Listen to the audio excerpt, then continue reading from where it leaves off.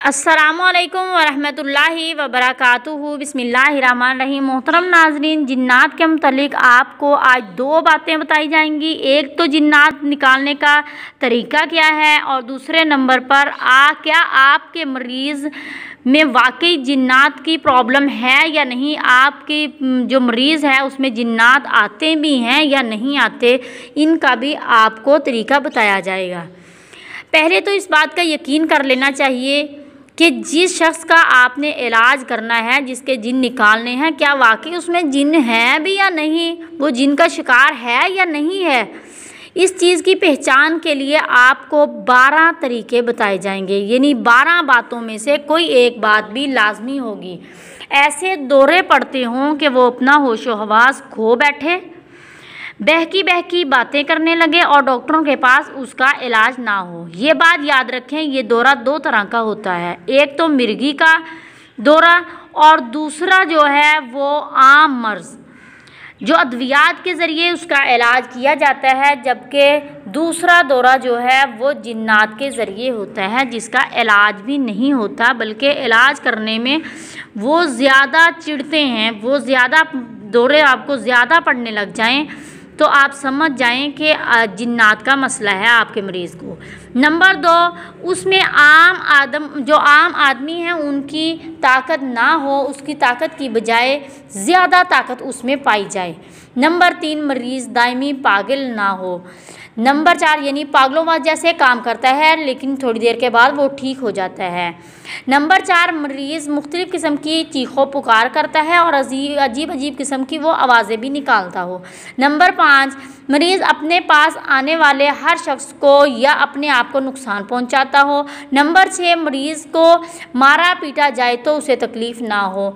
Number 7, आज़ान या कुरानी कलमात सुनकर तड़पता और दूर भागता हो।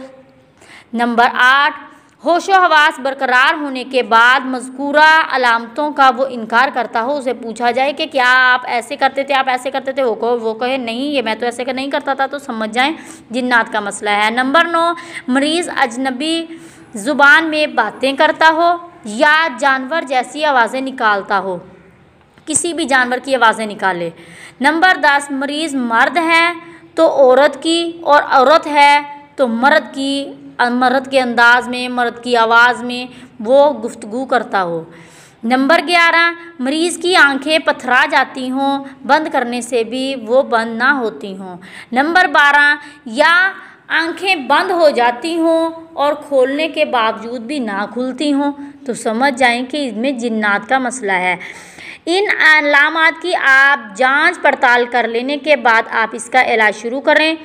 आपने इलाज के दौरान इन बातों का ख्याल रखना है। इलाज से पहले आपका जिस्म, लिबास, मतलूबा जगह पाक साफ़ हो, अगर बावजू हो तो बहुत बेहतर है। नंबर 2, अलाम से पहले ख़ुद अपने आप पर आयतल कुर्सी, मुअव्वज़तैन, यानी मुअव्वज़तैन से मुराद कुल औज़ु बिन्नास और कुल औज़ु बिल फलक, जो सूरतें सूरत फलक और सूरत नास है, इनको पढ़ना, ये मुअव्वज़तैन हैं। सूरत बकरा की आखिरी 3 आयात, दरूद इब्राहिमी जो हम नमाज में पढ़ते हैं, वो आप पढ़कर अपने आप पर फूंक मार लें, वरना खदशा है कि वो जिन आप पर भी हमलावर हो सकता है। अगर आप ये पढ़ लेंगे तो आप पर वो हमलावर नहीं हो सकेगा। नंबर 3, अपने ऊपर एतमाद रखें कि आपके पास ऐसा हथियार है जिससे बड़े से बड़ा जिन भी कांपता है। नंबर 4, अल्लाह ताला पर तवक्कुल और भरोसा इंतहाई पुख्ता और तकदीर पर नाकाबिले मुतज़लज़ल ईमान हो।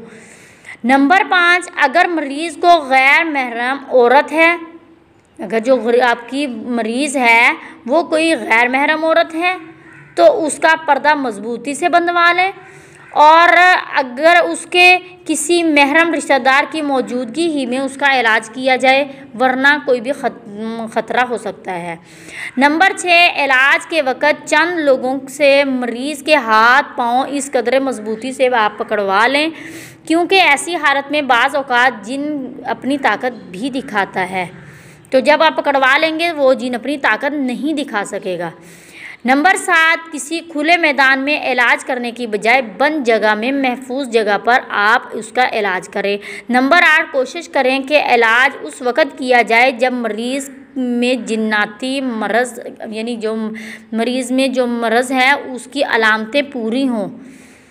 जितनी मैंने आपको 12 अलामतें पीछे बताई हैं उनमें से लाजमी कोई ना कोई लाजमी होनी चाहिए और उस वक़्त उसकी हालत गैर हो चुकी हो, क्योंकि उस वक़्त जिन उसमें हाज़िर होता है उस वक़्त उसे मगलूब करना ज़्यादा आसान है।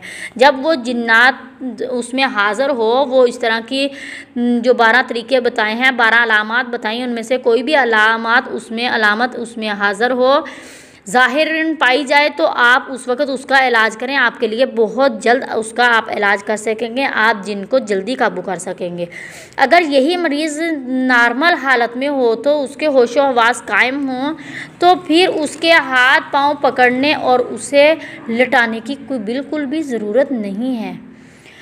दौराने इलाज किसी तरह की गैर शरई हरकत का इर्तिकाब ना करें। गैर शरई अमल में ये बात भी शामिल है कि आप नमाज ही छोड़ दें, यानी आपने नमाज का जो करीब वक्त है उसमें आपने इलाज नहीं करना, नमाज के बाद करें, या अभी नमाज में काफ़ी टाइम पड़ा हो आप उस वक़्त उसका इलाज करें, फिर आप उसका अमल शुरू करें।